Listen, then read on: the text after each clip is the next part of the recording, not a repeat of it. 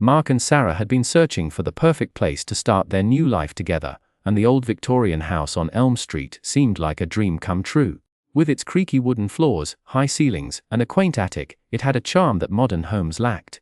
The landlord, Thompson, assured them the house had been recently renovated and was in excellent condition. Though the rent was suspiciously low, the couple brushed it off as luck and signed the lease immediately.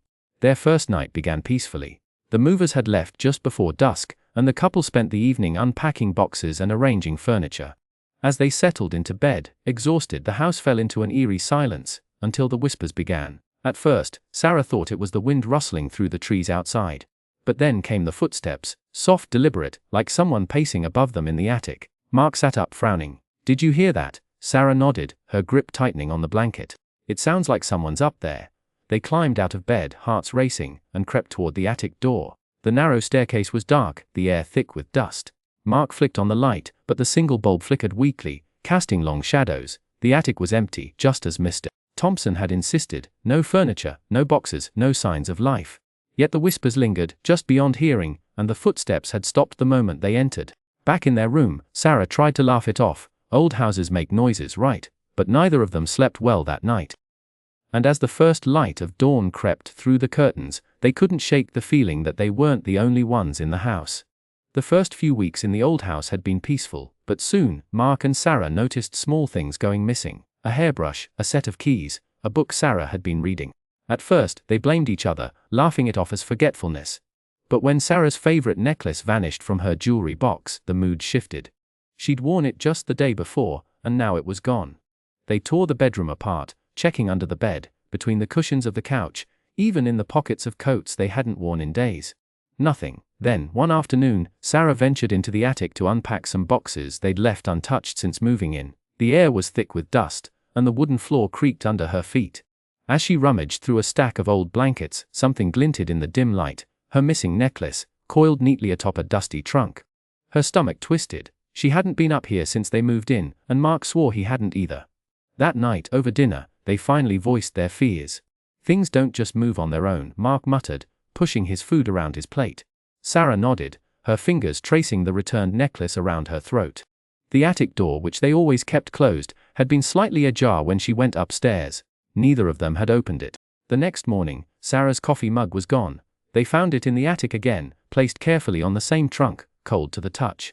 They were not alone. Mark stood frozen in the hallway, his breath catching in his throat.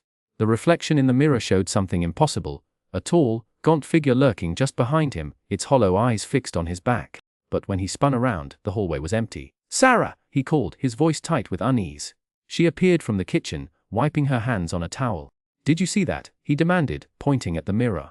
Sarah frowned, glancing at the glass, which now reflected only their own bewildered faces. "See what?" "There's nothing there."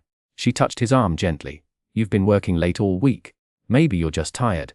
But Mark couldn't shake the feeling of being watched. Later that night, as he brushed his teeth, the mirror fogged up unnaturally fast, as if someone had breathed heavily against it. Through the condensation, a single word appeared, scrawled in shaky letters: Emily. His heart pounded as he wiped the glass clean, but the name lingered in his mind. Sarah began noticing it too, the way the mirrors in the house sometimes reflected movement when no one was there. One evening, as she adjusted her hair in the bedroom vanity, a shadow passed behind her, its shape indistinct but undeniably human. She gasped, turning sharply, but the room was empty. When she looked back, the mirror had cracked, a jagged line splitting her reflection in two. The sightings grew bolder. The shadowy figure no longer lurked just in reflections. It began appearing at the edges of their vision, darting around corners or standing silently in doorways. Mark and Sarah stopped dismissing it as fatigue. Something was in the house with them, and it was making itself known. Sarah was cleaning the spare room when she noticed a loose floorboard near the corner. Curious, she knelt and pried it up, revealing a small, dust-covered diary tucked beneath it. The leather-bound book was brittle with age, its pages yellowed and fragile. The name Emily Hartwell was inscribed on the inside cover in elegant, fading script. As Sarah flipped through the entries, she realized the diary belonged to a woman who had lived in the house decades ago. The early pages were filled with mundane details, grocery lists, visits from friends, and descriptions of the town. But as she read further, the tone shifted. Emily's handwriting grew erratic, her words laced with fear. October 12, 1952. I hear footsteps above me at night, but the attic is empty. The landlord insists it's just the house settling, but I know someone, or something, is up there. Her entries became more desperate. October 20th, 1952. It watches me. I see its shadow in the corner of my eye, but when I turn there's nothing. I've locked my bedroom door, but I still hear breathing on the other side. The last entry was barely legible, scrawled in hasty. It's inside the house now. I don't know how much longer I can. The sentence ended abruptly. Sarah's hands trembled as she closed the diary. The dates matched the time of Emily's mysterious disappearance. Whatever torment Emily had faced still lingered in the house, and now it seemed to be turning its attention to Sarah and Mark.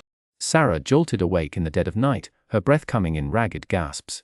The room was freezing, far colder than it should have been in the middle of summer.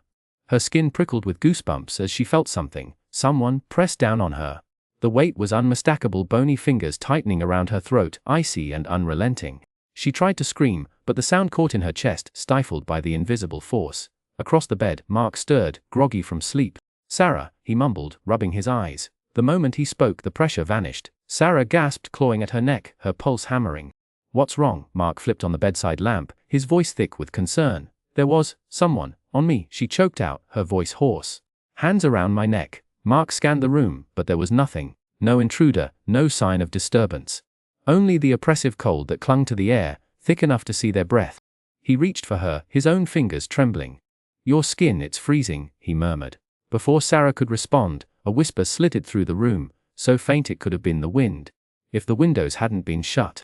Emily, the name hung in the air like a curse. Sarah's blood ran even colder. Mark stiffened, his grip on her tightening. "Did you hear that?" he whispered. The temperature plummeted further, their breath now visible in ghostly puffs. Something moved in the corner of the room, a shadow, flickering just beyond the lamplight. The whisper came again, louder this time, desperate. Emily knows. Sarah's heart pounded. The diary, the missing items, the figure in the mirror. It wasn't just a ghost, it was a warning. Determined to understand the sinister presence in their home, Mark and Sarah spent hours at the local library, poring over old newspapers and town records. The faded ink reveals a decades-old tragedy. Emily Carter, a bright young woman, had been engaged to a wealthy businessman, Thomas Whitmore. Their idyllic romance turned dark when Thomas became possessive, and Emily's diary entries hinted at her growing fear. Then, abruptly, she vanished. The official record claimed she'd left town, but whispers of foul play lingered. A single article, buried deep in the archives, mentioned an anonymous tip accusing Thomas of Emily's murder. Though no body was ever found, and the case went cold. Back at the house, the air grows heavier, the whispers more insistent. Sarah finds a hidden compartment beneath the attic floorboards, filled with yellowed love letters. Thomas's frantic, desperate pleas for forgiveness, followed by angry, disjointed rants. One letter, smudged with what looks like old blood, contains a confession. "I never meant to hurt you, but you left me no choice." Was the words send a chill down her spine. That night, the temperature in the house plummets, their breath visible in the air. The mirror in the hallway fractures, and for a fleeting moment, they see Emily's reflection. Her eyes hollow, her mouth open in a silent scream. Mark digs deeper, tracking down an elderly neighbor who remembers the scandal. With trembling hands, the old man recounts how Thomas had been seen digging in the backyard the night Emily disappeared. The couple realizes with dread Emily never left the house. Her spirit lingers, trapped by her lover's crime, and her rage has been festering all these years, waiting for someone to uncover the truth. Now, Mark and Sarah must decide, will they bring justice to Emily, or will they become her next victims? Sarah and her husband Mark had been searching for the perfect home for months, but nothing within their budget felt right, until they stumbled upon the old Victorian house on Elmwood Avenue. The price was suspiciously low, almost too good to be true, but the realtor, a gaunt man with sunken eyes, assured them it was a steal due to the owner's urgent need to sell. He avoided eye contact as he handed over the keys, his fingers trembling slightly.